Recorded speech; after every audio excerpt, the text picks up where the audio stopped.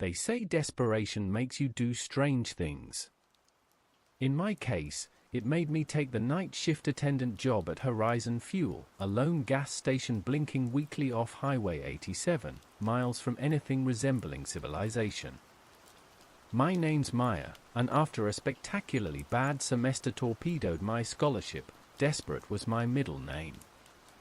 The pay wasn't great, but it was something, and Mr. Henderson, the owner, a man whose face seemed permanently etched with the weariness of lonely highways, hired me after asking exactly 3 questions: got a pulse, can you stay awake, and not afraid of the dark, RYA. I'd answered yes, yes, and lied on the 3rd. Horizon Fuel wasn't just remote, it felt forgotten. A squat, flat-roofed building with peeling paint, 3 ancient-looking gas pumps under a buzzing fluorescent canopy, and a small, attached convenience store smelling perpetually of stale coffee, disinfectant, and something vaguely like dust and regret. During the day, truckers and the occasional lost tourist drifted through. But after 10 p.m., Highway 87 became a ribbon of black silence. My shift was midnight to 8 a.m. My first night, Mr. Henderson walked me through the basics: how to work the ancient cash register, where the cleaning supplies were, how to reset the circuit breaker if the flickering lights finally gave up the ghost. It all seemed depressingly mundane. As he was about to leave, looking relieved to be heading home, he paused at the door. "Oh, almost forgot," he said, rummaging in the pocket of his worn jacket. He pulled out a grimy, folded piece of paper, smoothed it on the counter. It was handwritten in blocky, slightly shaky letters. "The last night guy, Kevin, left this. Said it's important. Quirks of the place, you know. Old building." He shrugged, clearly uncomfortable. Probably nothing, but he insisted. Said it'd make things easier if I passed it along. "Just follow it, all right? Safer that way." He was out the door before I could ask what he meant by safer. I unfolded the paper. The handwriting was urgent, almost frantic. "Rules for the midnight shift, Horizon Fuel. Keep the coffee machine brewing all night, even if no one buys any. Use the midnight blend canister only, back shelf, marked with a star. Never let it run empty between 2 a.m. and 4 a.m. Pump 3 sometimes glitches. If a customer insists on using it and the display reads $6.66 after they finish pumping, regardless of actual amount, do not take their money directly. Leave the exact change they owe on top of the pump after they drive away. Do not make eye contact during the transaction. Ignore any tapping sounds coming from the ice freezer door, the big walk-in one out back. Do not open it after 1 a.m., even if it sounds like something is inside. The ice delivery comes Wednesdays during the day. If a car pulls up with its headlights off, do not approach it. Stay inside, lock the door, and pretend you don't see it. It will leave eventually. The radio behind the counter only picks up static, mostly. If, between 3 a.m. and 3:30 a.m., it clearly plays an old-timey song, like, really old, 1930s 40s, turn it off immediately. Do not listen to the whole song. If a customer pays entirely in coins, especially old or foreign ones, thank them politely but wash your hands thoroughly with the blue soap under the sink immediately after they leave. Do not use the regular pink soap. Never, under any circumstances, follow anyone or anything that seems to be heading towards the old, collapsed water tower visible on the hill behind the station. Even if you hear someone calling for help from that direction. It's a trick. I stared at the list, a cold knot forming in my stomach. Coffee blends, specific pumps, tapping freezers, phantom cars, cursed radio songs, dirty money, and a forbidden water tower. This wasn't quirks of an old building. This sounded insane. Kevin, the last night guy, was clearly messing with me, or maybe he'd lost his mind out here in the middle of nowhere. But Mr. Henderson's unease, his insistence that I follow it safer that way, it felt genuine. And the silence of the station suddenly felt different. Deeper. More watchful. The buzzing fluorescent lights overhead seemed to hum with a secret language. I refolded the paper carefully and tucked it into my pocket.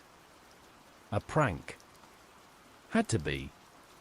Still, maybe it wouldn't hurt to keep the coffee brewing with that midnight blend. Just in case. I glanced out the dusty front window at the empty, silent highway stretching into the darkness, and the loneliness of the midnight shift felt a little more threatening than before. The first hour crawled by. Midnight to 1 a.m. might as well have been a geological epoch out here on Highway 87. Not a single car passed. The only sounds were the buzz of the canopy lights outside, the hum of the drink coolers inside, and the rhythmic drip, drip, drip of the ancient coffee machine I dutifully set brewing. Rule 1. Keep the coffee machine brewing all night, even if no one buys any.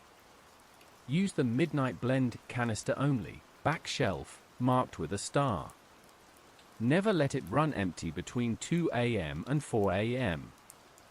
I'd found the midnight blend easily enough. It was a dented, unlabeled metal canister tucked away on the highest shelf in the small stock room, distinguished only by a faded 5-point star crudely sharpened onto its lid. The coffee grounds inside looked unnaturally dark, almost black, and smelled strange, bitter, earthy, with an undercurrent I couldn't place, maybe like burnt cloves. It brewed into a sludge thick enough to stand a spoon in. Looked disgusting, smelled worse. But rules were rules, even prank rules. I kept the pot full. Around 1:10 a.m., just as I was starting to genuinely nod off in the worn-out attendant's chair behind the counter, I heard it. A soft tap. Then another. Tap, tap. I sat bolt upright, instantly wide awake, heart kicking against my ribs. The sound was coming from the back of the store, near the door that led outside to the large, walk-in ice freezer. Rule 3, ignore any tapping sounds coming from the ice freezer door, the big walk-in one out back. Do not open it after 1 a.m., even if it sounds like something is inside. The ice delivery comes Wednesdays during the day. It was Monday. Or technically, early Tuesday morning now. No delivery scheduled. Tap, tap, tap, tap. It wasn't loud, more like someone lightly rapping their knuckles on the heavy metal door. Maybe an animal? A raccoon trying to get in? But it sounded too deliberate, too rhythmic. And why would an animal tap? I strained to listen over the hum of the coolers and the gurgle of the coffee pot. The tapping continued, intermittent but persistent. Tap, tap, tap, tap, tap. It seemed to change rhythm slightly, almost like a code. My eyes darted to the back door. It was solid wood with a small, grimy window near the top, leading out to the small concrete pad where the hulking, white metal box of the ice freezer stood. The freezer door itself was thick, insulated metal, designed to keep the cold in and everything else out. Ignore it. Kevin's rule. Probably just the compressor kicking on, or ice shifting inside, I told myself, trying to rationalize the unnerving sound. Old building, weird noises. That had to be it. I forced myself to turn away, picking up a rag and starting to wipe down the already clean counter. But my ears remained tuned to the back of the store. The tapping didn't stop. It seemed to grow slightly more insistent, the pauses shorter. Tap, tap, tap, tap, tap. Then, a new sound joined it. A faint scratching, like fingernails dragging slowly down the metal surface of the freezer door from the inside. Okay, that wasn't the compressor. My throat went dry. I dropped the rag, backing slowly towards the front door, putting the counter between me and the source of the sound. The scratching was faint but unmistakable, a dry, rasping sound that sent shivers down my spine. Combined with the steady tapping, it painted a horrifying picture. Something was inside the ice freezer, and it wanted out. Tap tap scratch tap. I fumbled for my phone, ready to call 911, Mr. Henderson, anyone. But what would I say? There's tapping and scratching in the ice freezer? They'd think I was crazy, or drunk. Henderson would probably fire me for freaking out over building noises. Do not open it after 1 a.m. The rule wasn't just ignore it, it was a direct command not to open the door. Kevin, or whoever wrote these rules, knew something was in there, or at least, knew that sometimes something was in there. The tapping and scratching continued, a duet of desperation from the back of the store. I stayed frozen behind the counter, eyes glued to the back door, imagining the heavy freezer door rattling, maybe bulging outward. Could whatever was inside get out on its own? My gaze drifted to the coffee machine, still dripping that thick, black midnight blend. Never let it run empty between 2 a.m. and 4 a.m. Was the coffee related? Was it protection? Or bait? The strange, burnt clove smell suddenly seemed more sinister. The clock on the wall ticked over to 1:30 a.m. The tapping and scratching went on, unabated. I was trapped in this small, brightly lit box in the middle of nowhere, forced to listen to something potentially monstrous trying to break out of a freezer just 30 feet away. The silence of Highway 87 outside felt less like peace and more like isolation, leaving me utterly alone with the unsettling sounds behind the back door. The shift suddenly felt infinitely longer, and much, much colder. The tapping and scratching from the back, near the ice freezer, didn't stop. It became a kind of horrifying background noise to the otherwise profound silence of the remote gas station. Tap scratch, tap tap scratch.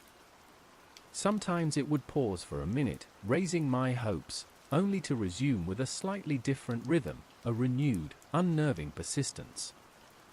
I stayed resolutely behind the counter, busying myself with tasks that didn't require me to go anywhere near the back door, refilling the napkin dispensers, again, wiping down the already gleaming chrome trim on the counter edge, straightening the candy bars into perfect, obsessive rows. Anything to keep my hands busy and my mind, partially at least, off the sounds. I kept glancing at the clock. 1:45 a.m. 2 a.m. The rule about the coffee kicked in, never let it run empty between 2 a.m. and 4 a.m. I checked the pot nervously. It was about half full. I brewed another batch of the strangely dark, acrid midnight blend, the gurgling of the machine momentarily drowning out the scratching. The smell filled the small store, thick and unpleasant, but strangely, it seemed to coincide with a brief lull in the tapping from the freezer. Was that just a coincidence? Or was the coffee somehow placating whatever was back there? The thought was absurd, but down here, alone, with those sounds, absurdity felt relative. Scratch, tap tap, scratch. It started again, quieter this time, almost hesitant. Just after 2:30 a.m., headlights finally cut through the oppressive darkness outside. A car, not a truck. An old one, maybe late 70s or early 80s, boxy and boat-like, slowed down and pulled up to the pumps. My relief at seeing another human being was immediately tempered by a surge of anxiety. Please don't use pump 3. The driver's door opened, and a man got out. He was tall and gaunt, wearing a faded denim jacket despite the chill in the night air. His movements were slow, almost jerky, as he walked towards the pumps. He didn't look at the store, just stared at the pump options. And then, inevitably, he stopped at pump 3. Rule 2. Pump 3 sometimes glitches. If a customer insists on using it and the display reads $6.66 after they finish pumping, regardless of actual amount, do not take their money directly. Leave the exact change they owe on top of the pump after they drive away. Do not make eye contact during the transaction. My stomach tightened. Pump 3 was the oldest, furthest from the store, its plastic casing cracked, the numbers on its display flickering weakly. Mr. Henderson had even put a handwritten, out of order, sign on it, taped haphazardly over the nozzle holder, but the man didn't seem to notice or care. He fumbled with the nozzle, inserted it into his car's tank, and began pumping. I watched him from behind the counter, trying to look busy rearranging the cigarette display. The pump groaned loudly as it started, a sound like grinding gears. The numbers on the display ticked upward slowly, erratically. $1.23. $2.57. $4.11. The man stood beside his car, not watching the pump, but staring out across the highway into the pitch-black fields on the other side. His posture was unnaturally still. The pump clicked off. He replaced the nozzle with the same slow, jerky movements. I held my breath as the final price displayed, flickering unsteadily. $6.66. Ice flooded my veins. It wasn't possible. The pump had only been running for maybe 20 seconds, he couldn't have pumped more than a couple of gallons, maybe $5 worth at most. But the display glowed red, $6.66. A glitch, just like the rule said. A deeply unsettling glitch. The man turned and started walking towards the store entrance. Do not make eye contact. I immediately looked down, focusing intently on counting the packs of Marlboros on the shelf. The bell above the door jingled softly as he entered. I could feel his presence at the counter, hear his slow, slightly shuffling footsteps stop in front of me. I kept my eyes down. $6.66, he said. His voice was dry, raspy, like autumn leaves skittering on pavement. Okay, I mumbled, still looking at the cigarettes. I punched the amount into the ancient register. The drawer popped open with a ching. He placed something on the counter. Not the crinkle of bills, but the heavy clink of coins. Lots of them. Do not take their money directly. Need change, he rasped. I swallowed hard. How much had he put down? I couldn't look up to see. I couldn't count it. I had to calculate the change based purely on the $6.66. He must have paid with exact change or close to it, right? Or was this a test? How much did you put down? I asked, my voice barely a whisper, still staring fixedly at a pack of Camel Lights. Silence. Then, a low chuckle, dry and humorless. Enough.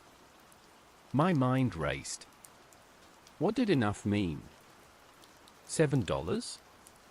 $10? The rule said leave the exact change they owe. Owed from what? An even amount? Panic tightened my chest. What if I got it wrong?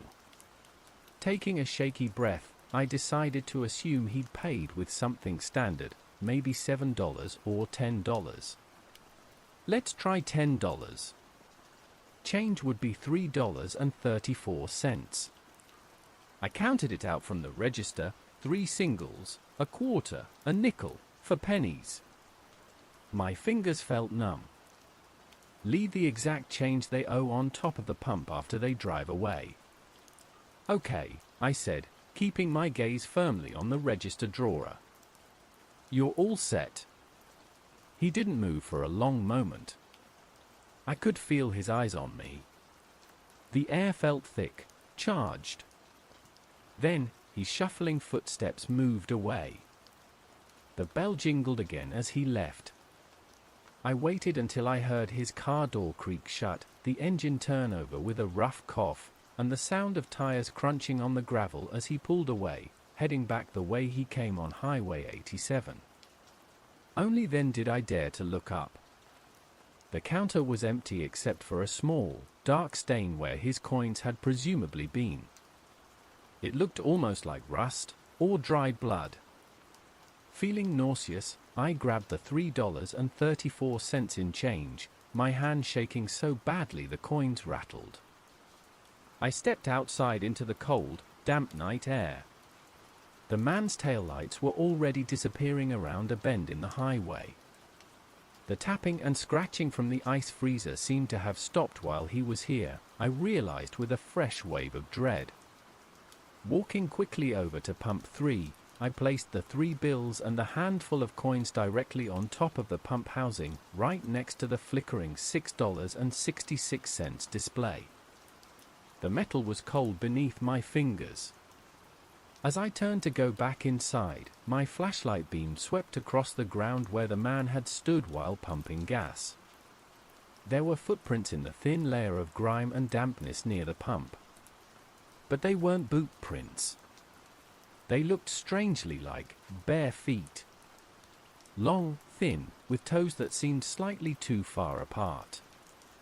And they were facing away from the car, towards the dark fields across the highway.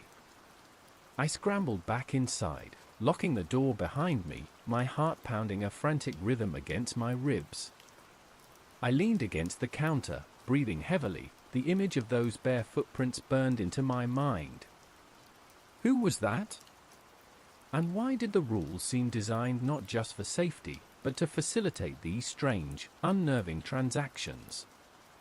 The coffee machine gurgled, ready with a fresh pot of its foul midnight blend.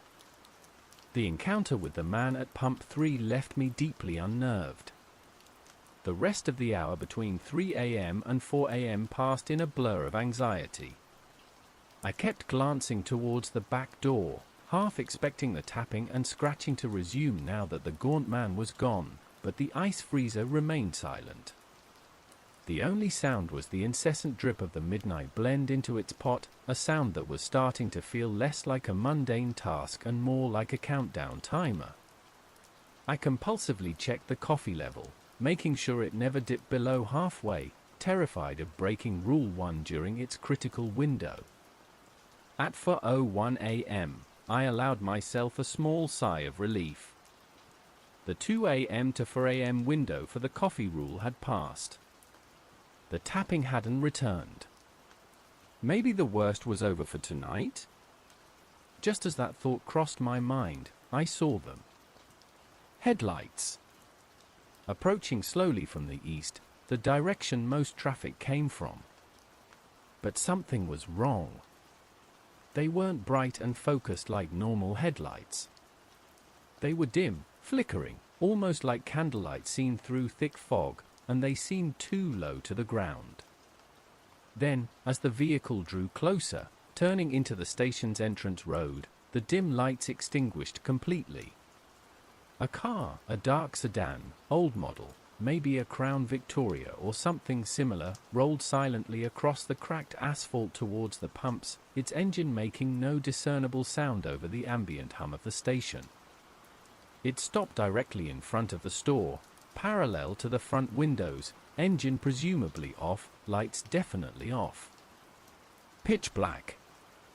Rule 4: if a car pulls up with its headlights off, do not approach it. Stay inside, lock the door, and pretend you don't see it. It will leave eventually. My hand instinctively went to the lock on the front door, clicking it into place. My heart was doing that familiar, unpleasant lurch against my ribs. I backed away from the window, retreating behind the relative safety of the counter, trying to keep my breathing even. Pretend you don't see it. How could I not see it?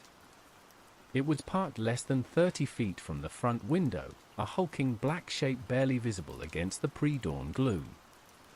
The rain had stopped, but the fog still clung heavy to the ground, swirling around the silent car.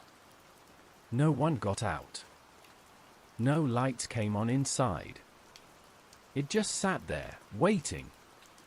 I forced myself to turn away, busying myself by meticulously recounting the cash in the register drawer, even though I knew exactly how much was in there. My fingers fumbled with the worn bills. I could feel the car's presence outside, a heavy, expectant weight in the atmosphere. Minutes stretched. 5. 10. The car didn't move. No engine sound, no flicker of interior lights, no creak of a door opening. It was utterly, unnaturally still. Was anyone even inside? Or was the car itself the identity? My eyes kept darting towards the front windows, despite the rule. I couldn't help it.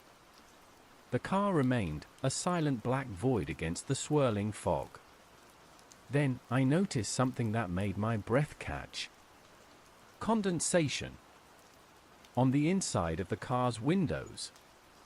Like someone was breathing in there, fogging up the glass in the cold night air. But the pattern was wrong. It wasn't just on the driver's side or passenger side, it covered all the windows, evenly, thick and opaque, obscuring any view of the interior. And it seemed to pulse, very faintly, as if with a slow, collective breath. It will leave eventually. Kevin's rule promised. But how long was eventually? I tried to focus on other tasks. I checked the expiration dates on the milk cartons in the cooler, rearranged the chips display for the third time. But my attention kept snapping back to the silent sedan outside. The condensation on the windows seemed to be getting thicker, darker, almost like something was coating the glass from the inside. Suddenly, the car's radio turned on. Not loud, but clearly audible even through the closed door and windows of the store. It wasn't music. It was static, punctuated by faint, distorted whispers, like voices struggling to break through from a vast distance. The sound scraped at my nerves, primal and wrong. I gripped the edge of the counter, knuckles white. Pretend you don't see it. Pretend you don't hear it. The whispering static continued for maybe a minute, then cut off abruptly. Silence returned, heavier than before. The condensation on the car windows remained, thick and unmoving. Another 5 minutes passed. The first hints of grey were starting to lighten the eastern horizon, diluting the absolute blackness. Dawn wasn't far off. My shift would be over soon. Then, as silently as it had arrived, the car began to roll forward. No engine sound, no headlights flicking on. It just glided across the asphalt, back towards the highway entrance. It moved with an eerie smoothness, like a ghost car. As it reached the edge of the lot, about to merge back onto the empty Highway 87, the driver's side window lowered just an inch. From inside the car, a hand emerged. Long, pale fingers, unnaturally thin. It waved, slowly, deliberately, a gesture that wasn't friendly but felt like a chilling acknowledgement. A promise. We see you, even if you pretend not to see us. Then the car accelerated, vanishing instantly into the thick fog that still blanketed the highway. I stood frozen behind the counter until the sound of its, presumably, engine faded completely. Only then did I unlock the front door, pushing it open cautiously and peering out. The parking lot was empty again. The air felt cleaner, lighter, the oppressive weight lifted. But where the car had been parked, directly in front of the store, The asphalt was darker, slick with a patch of moisture that hadn't come from the earlier rain. It glistened faintly in the first grey light of dawn, and it smelled faintly, disturbingly, like lavender. The encounter with the lightless car and its spectral wave left a residue of fear that clung to me like the damp fog outside. The silence that followed felt brittle, easily shattered. I found myself jumping at the smallest sounds, the clunk of the ice maker refilling, a relief, proving it wasn't solely occupied by whatever tapped from within, the buzz of a moth hitting the glass window, the gurgle of the coffee pot as I, almost robotically now, kept the midnight blend flowing. The earlier tapping and scratching hadn't returned, but its absence wasn't comforting. It felt like a pause, not an end. I retreated behind the counter, trying to find solace in the mundane. I wiped down surfaces, restocked the slim selection of candy bars, even attempted to organize the chaotic pile of outdated maps under the counter. Anything to avoid looking out the windows or thinking too hard about bare footprints and phantom lavender.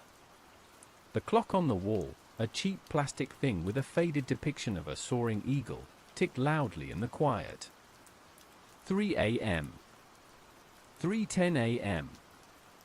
3:15 a.m. The radio sat on a dusty shelf behind the counter, next to a stack of invoices and a half-eaten bag of stale chips. It was an ancient model, beige plastic yellowed with age, its antenna slightly bent.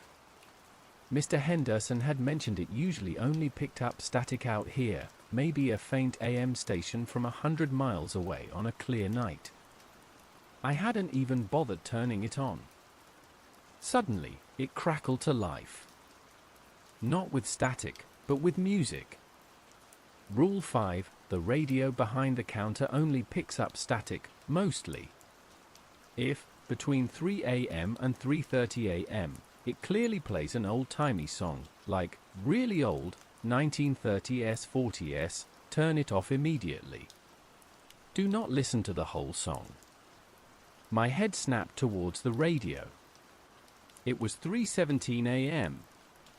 And the music wasn't just clear, it was pristine, impossibly so for this old radio in this remote location.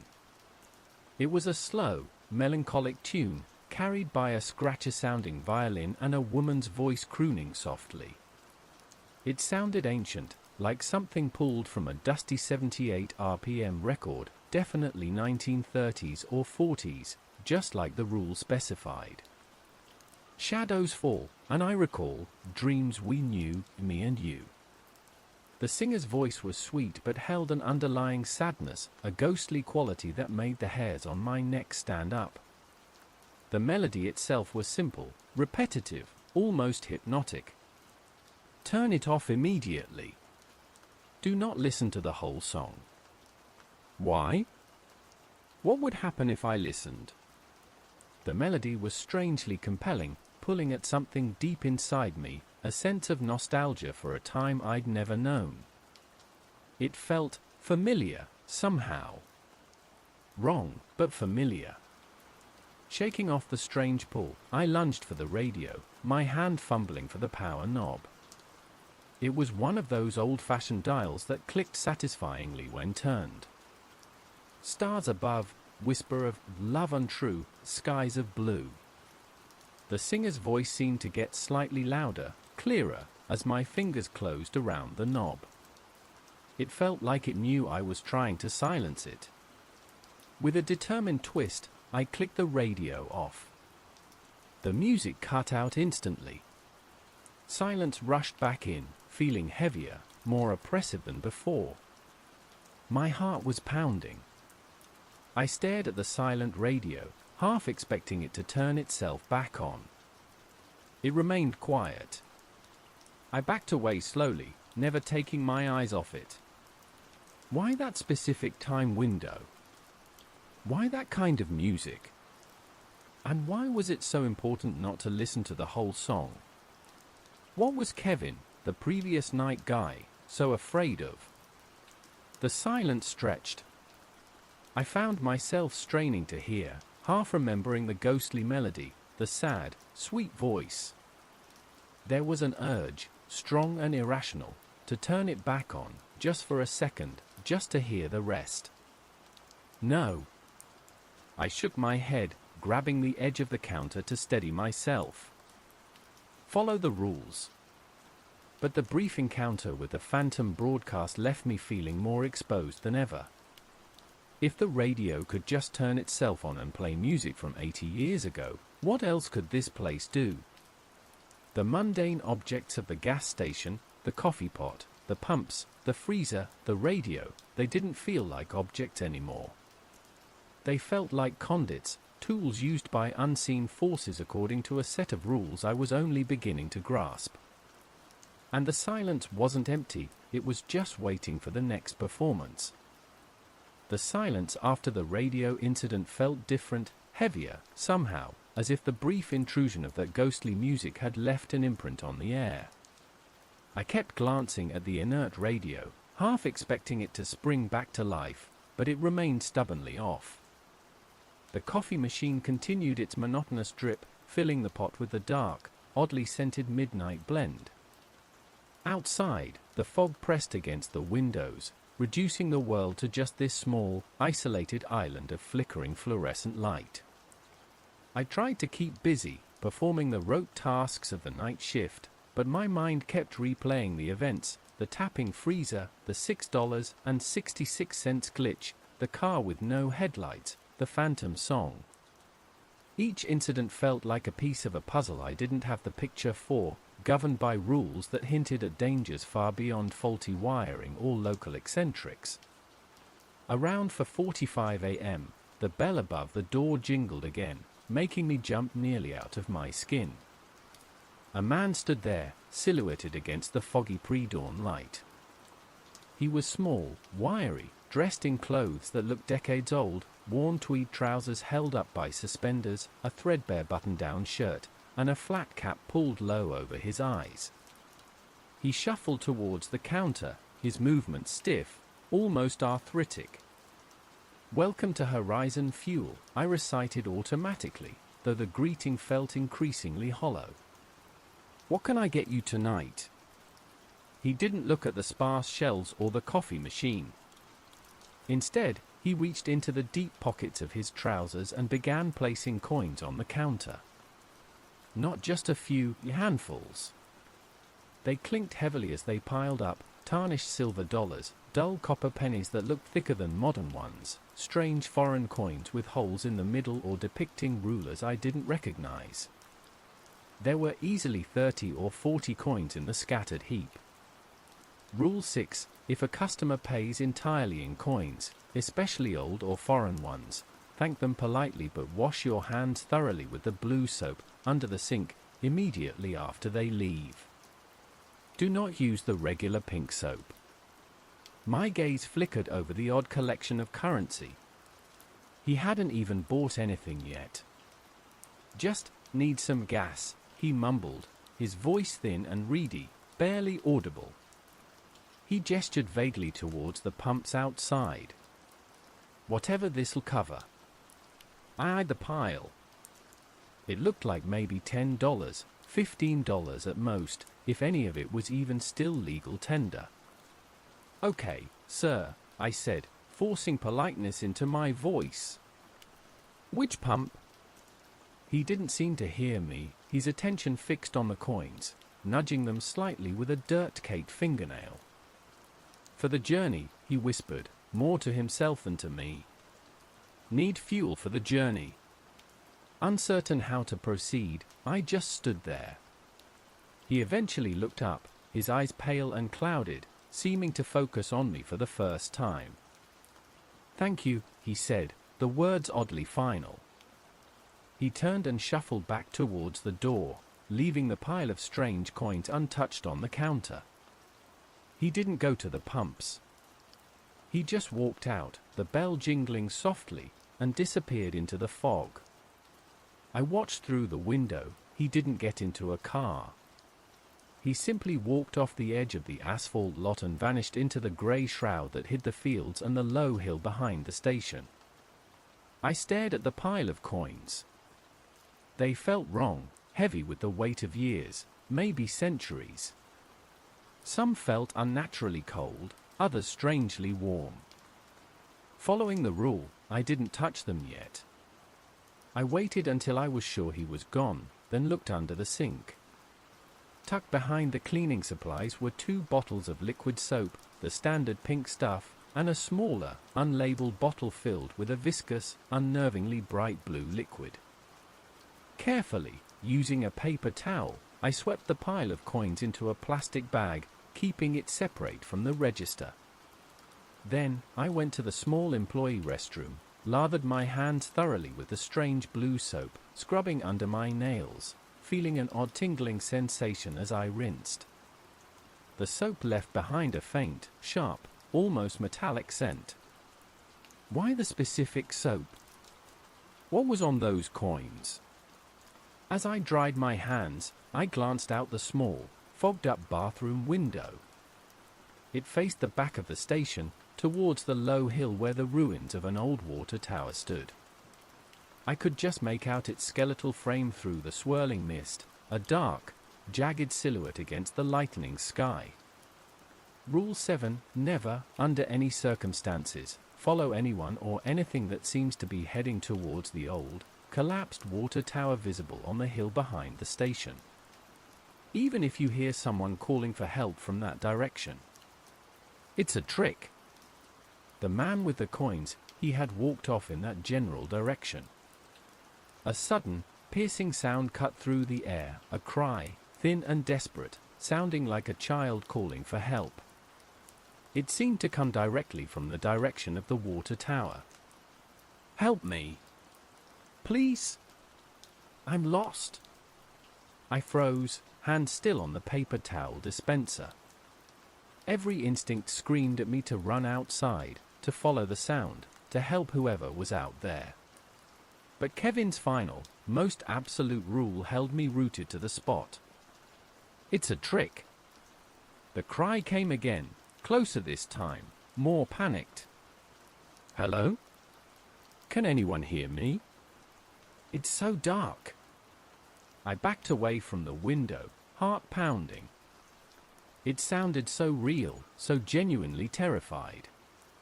But the rules, the coins, the blue soap, the vanishing man, nothing here was straightforward. I forced myself to walk back to the front counter, ignoring the desperate cries that continued for another minute before abruptly cutting off, leaving only the sound of the wind whistling faintly around the corners of the old building.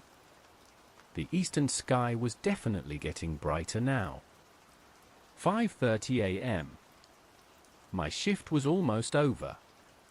I looked at the bag of strange coins, the silent radio, the door to the back where the ice freezer stood quiet, the empty highway outside. This wasn't just a job, it felt like standing guard on the edge of a different reality, armed only with a list of bizarre instructions and a pot of foul-smelling coffee. And the water tower on the hill felt like the center of it all, a dark beacon I was forbidden to approach, drawing the lost and the strange towards it. The cries from the direction of the water tower had ceased, leaving a silence that felt heavy and expectant. I stood by the counter, the small leather pouch containing the strange coins feeling like a lead weight in my pocket, even though I'd put it there after bagging them. The blue soap's sharp, metallic scent still clung faintly to my hands. My mind replayed the sequence, the ancient man, the impossible coins, the desperate cries, the absolute prohibition against investigating the water tower. It's a trick. Kevin's warning echoed. A trick to lure someone out? To what end? The clock ticked past 6 a.m. Outside, the fog was beginning to thin, revealing a landscape washed in the pale, grey light of early dawn. Trees emerged from the mist like skeletal fingers, and the silhouette of the ruined water tower on the hill became sharper, more defined against the brightening sky. It looked broken, menacing even in the daylight. My shift was technically over, but Diane wouldn't arrive until closer to 7 o'clock for the official handover. Usually, the hour between 6 and 7 was the quietest, a dead zone where the night's strangeness retreated before the mundane reality of the day shift took hold. But tonight, the strangeness felt like it was lingering, clinging to the corners of the store like the stubborn fog outside. I performed the routine closing tasks numbly, emptying the trash, avoiding the back area near the ice freezer, wiping down the coffee machine, leaving the midnight blend pot untouched for Diane to deal with, counting the meager earnings from the register, excluding the bag of strange coins, which I left on the counter with a note, from customer, approximate for 45 a.m. See Rule 6. As I was sweeping the scuffed tile floor near the front door, my gaze drifted back to the grand opening photo from 1984 hanging near the register. Michael Brennan stood there in his red jacket, eternally poised by the soda fountain, his expression caught in that unreadable pause. Knowing his story now, the photo felt different, heavier. It wasn't just a snapshot of a moment, it was the prologue to a 40-year tragedy playing out nightly in Booth 3. Were the others in that photo too? The gaunt man from Pump 3? The woman whose handprints still faintly mar the drive-through window? The teenager in the Madonna outfit? The old woman? The lost boy, Timothy? I scanned the crowd of smiling, 80s-clad figures, searching for familiar faces, but the photo was too faded, the figures in the background too indistinct. Yet, the possibility made my skin crawl.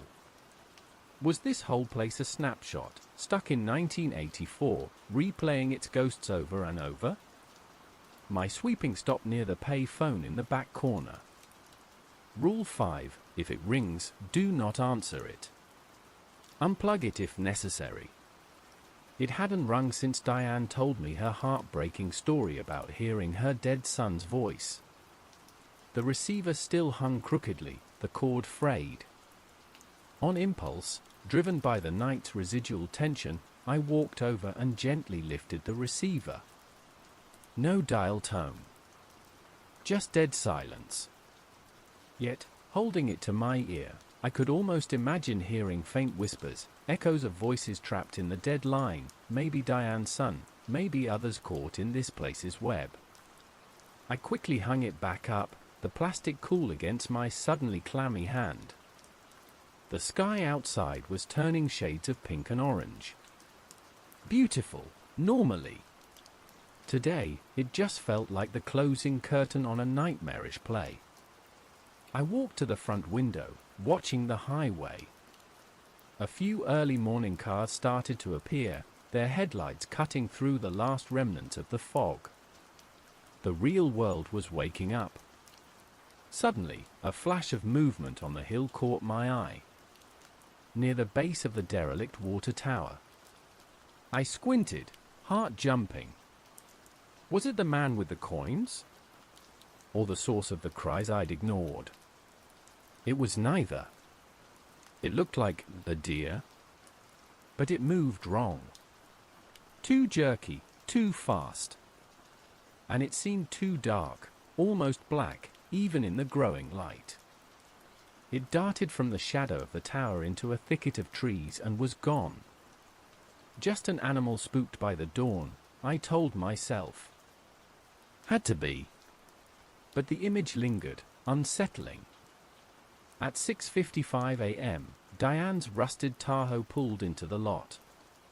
Relief washed over me so strongly my knees almost buckled. She got out, looking tired but alert, her eyes immediately scanning the station, the pumps, the windows, as if checking for overnight damage. Morning, she grunted, unlocking the front door. Anything blow up? No explosions, I said, trying for a lightness I didn't feel. But it was weird. Even weirder than usual. She stepped inside, her gaze immediately falling on the bag of coins and my note on the counter. She picked up the bag, peering through the plastic at the strange assortment. Ah. Old Man Hemlock decided to pay a visit. Oh. You know him. Know of him, she corrected, carefully placing the bag under the counter. Shows up maybe once or twice a year. Always pays in that junk. Always vanishes towards the tower. Kevin called him Old Man Hemlock, said the coins felt poisonous. She looked at my hands. You used the blue soap? I nodded. Good. She didn't elaborate.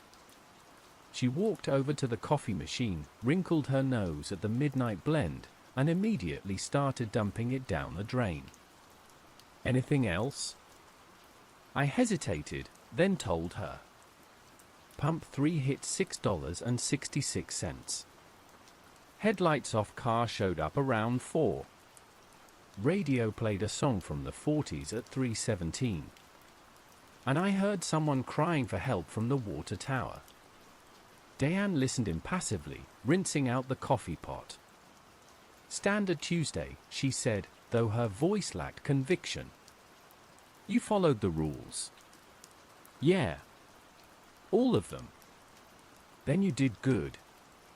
She started brewing a fresh pot of normal, non-creepy coffee. Go home, Danny. Get some sleep. Try not to dream about it. As I gathered my things, feeling utterly drained, I paused at the door. Diane? That car, the one with the headlights off, there was condensation inside all the windows.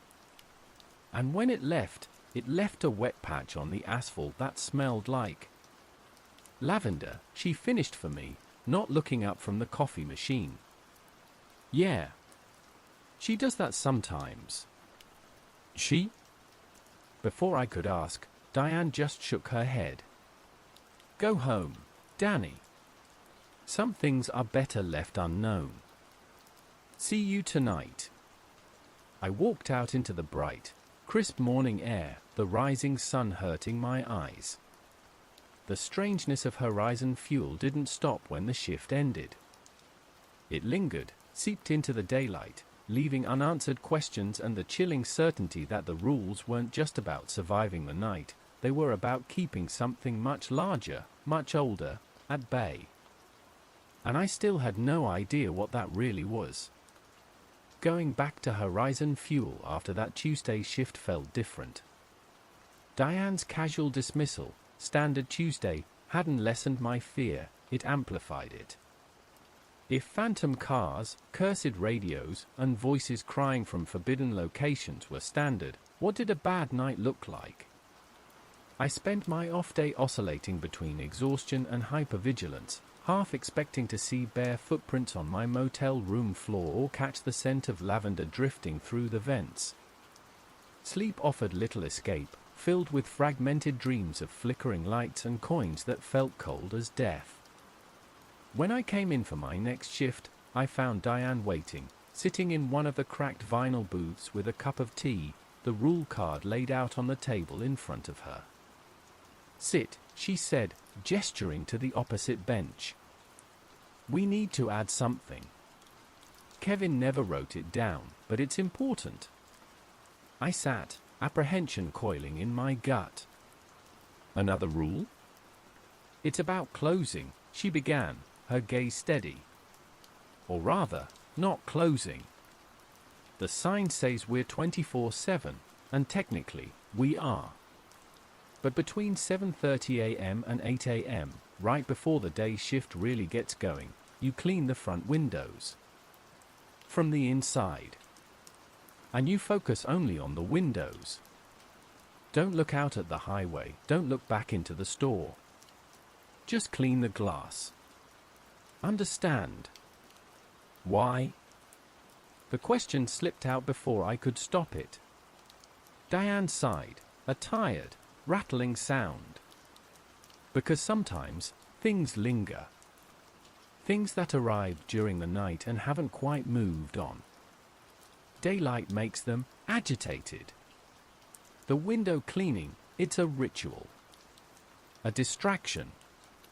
Gives them a chance to depart without incident. If you look at them, acknowledge them directly during that transition time, they might take it as an invitation to stay. Or worse. Worse. That word again. Okay, I said, making a mental note. Clean windows, inside only, 7:30 to 8 a.m. Don't look anywhere else. Good. She slid the original rule card back towards me. Keep that on you. Always. That night started quietly. A few truckers stopped for gas and coffee, blessedly normal, solid, living truckers who paid with credit cards and complained about fuel prices. I kept the midnight blend brewing, ignored the silence from the ice freezer, and meticulously ensured the salt shakers on every table were full, Rule 14. Around 2:15 a.m., while clearing away plates from a booth recently vacated by a pair of students who'd apparently driven out here for privacy, my hand slipped. A fork clattered loudly onto the tile floor. Rule 9, should you drop silverware, leave it where it falls for exactly 7 minutes before picking it up. I froze, staring down at the offending fork. It lay gleaming under the fluorescent lights, looking utterly ordinary. 7 minutes. It felt like the most ridiculous rule yet. What could possibly happen in 7 minutes involving a dropped fork? Remembering Diane's warning about lingering entities, I glanced around nervously. The diner was empty except for me and Eddie, who was silently scraping the grill in the kitchen. I left the fork where it lay and walked back behind the counter, setting my watch timer for exactly 7 minutes. The seconds ticked by. Nothing happened. The diner remained quiet. I started to feel foolish, standing there watching a fork on the floor. Maybe this rule was just Kevin being weird. Then, with about 2 minutes left on the timer, I saw it. A faint shimmer in the air near the dropped fork, like heat rising off asphalt on a summer day. It coalesced, thickened, taking on a vague, indistinct shape, blurry, out of focus, like a badly tuned television screen. It hovered just above the floor, near the fork. Rule 10. Some customers will appear blurry or out of focus. Serve them normally but do not stare. This wasn't a customer, though. It hadn't come through the door. It had just appeared. And it seemed interested in the fork. The blurry shape dipped lower, swirling around the silverware. I couldn't make out any features, just a shifting mass of grayish static, roughly human-sized but lacking definition. My breath caught in my throat. Was it going to take the fork? Was that the point of the rule? An offering? My watch beeped. 7 minutes. As if responding to the timer, the blurry shape abruptly straightened up, seemed to hesitate for a moment, then drifted away from the fork, moving silently towards the front windows. It didn't interact with anything, just moved like smoke, passing through the tables and chairs. It reached the window, pressed against the glass for a second, leaving no condensation, no print, and then dissipated, vanishing as quickly as it had appeared. I let out a shaky breath, waiting a full minute before cautiously approaching the fork. It looked normal again. Just a fork on the floor. Using a napkin, I picked it up, half expecting it to feel strange, cold, or energized.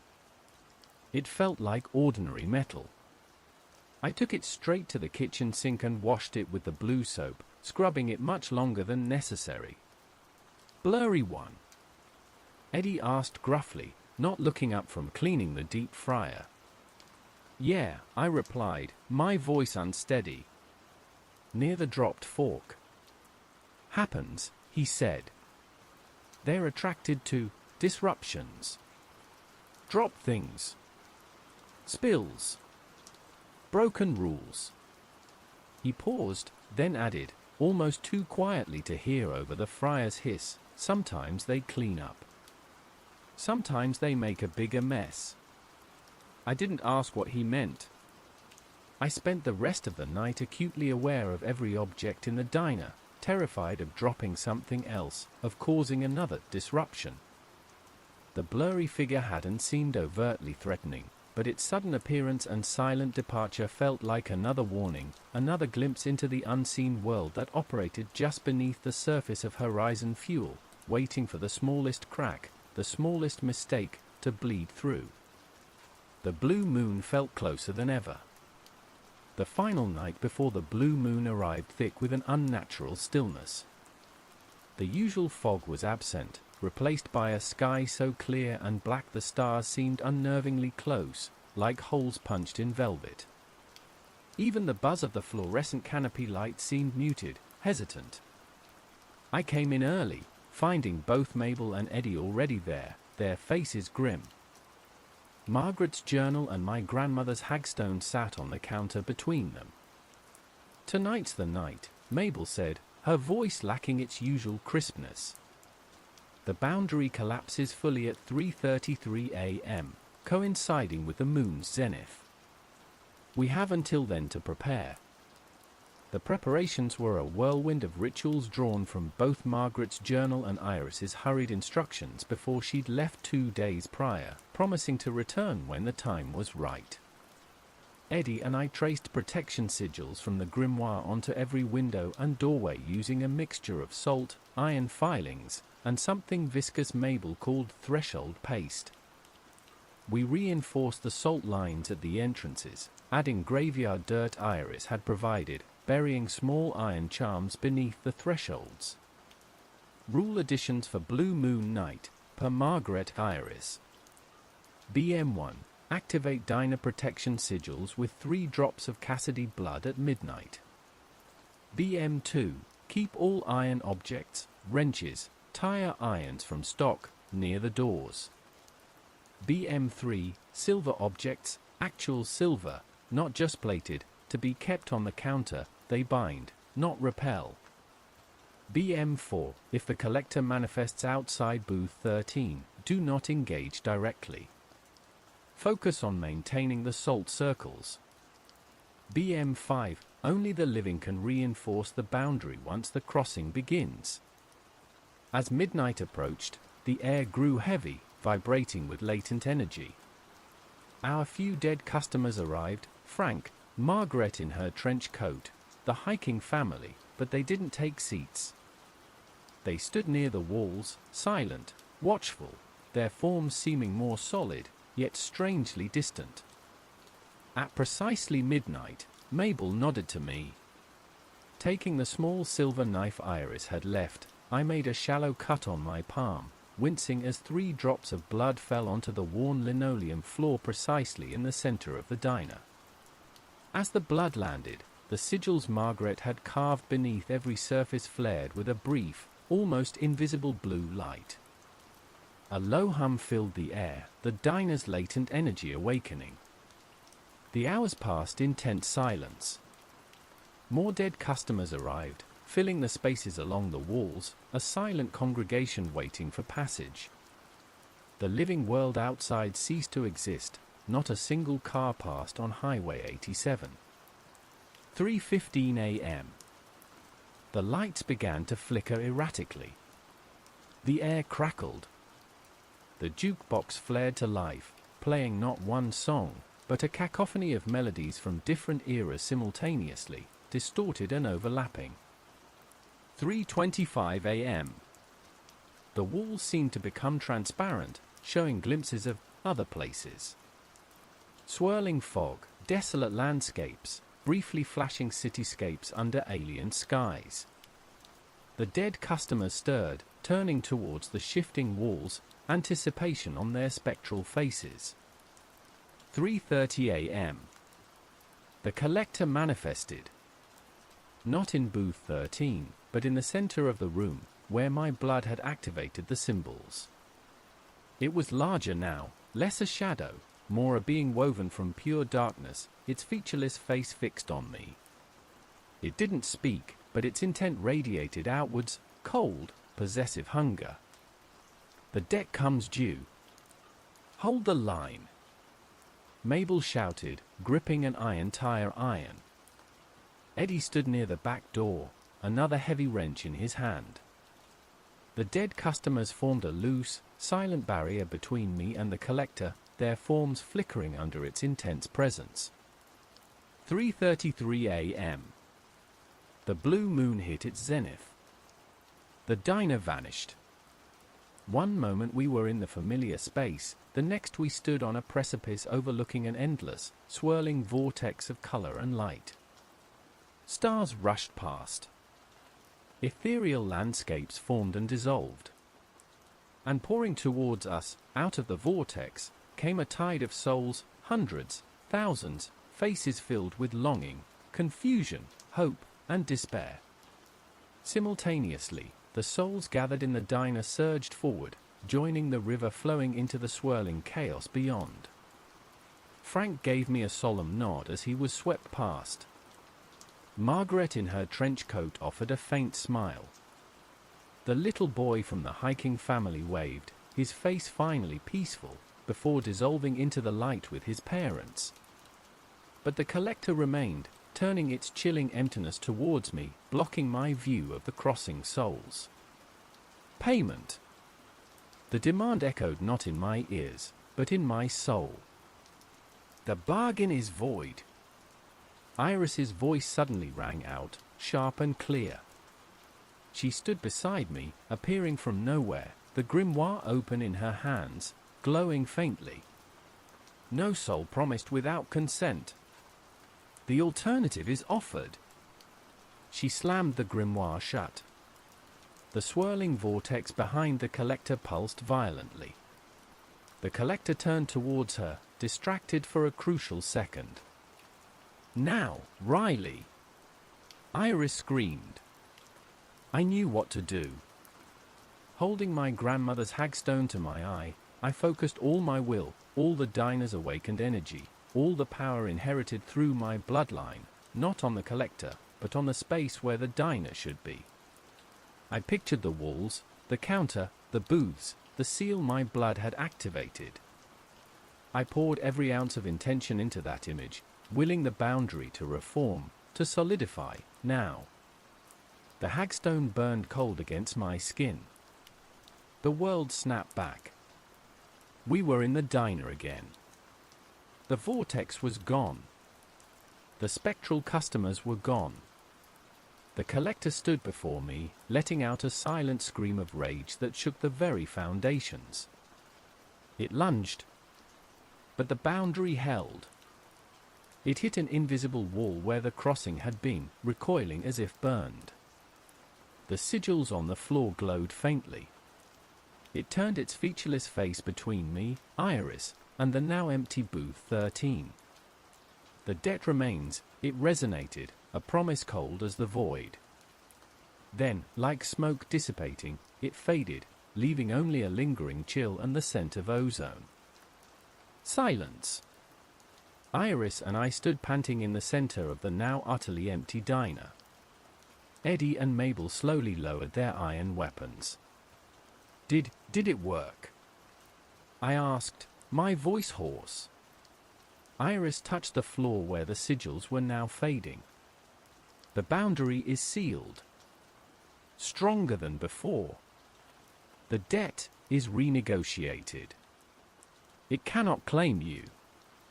She looked older, lines etched around her eyes that hadn't been there moments before. The magic had visibly taken its toll. Mabel walked over, surveying the empty diner. The last stop served its final passengers. A profound sadness filled her voice. Its purpose is fulfilled. Transformed. And so, it was. The diner became just a diner. The blue moon passed. The living world returned with the sunrise. Mabel retired, leaving the keys and the guardianship to me. Iris stayed, her magic gone, but her knowledge invaluable. Eddie prepares for retirement. The dead don't come here anymore, they've moved on. The collector hasn't returned, though I feel its awareness sometimes, a cold weight on the edges of perception. The rules on the laminated card are now just a curious relic of a time when this place was a crossroads between worlds. But the boundary remains. And I remain, the guardian of the last stop diner, serving coffee, watching the fog, and ensuring the seal holds. My grandmother's hagstone sits by the register, a reminder that the veil is thin, and that bargains, once struck, echo through generations. The rules have changed, but the watch continues.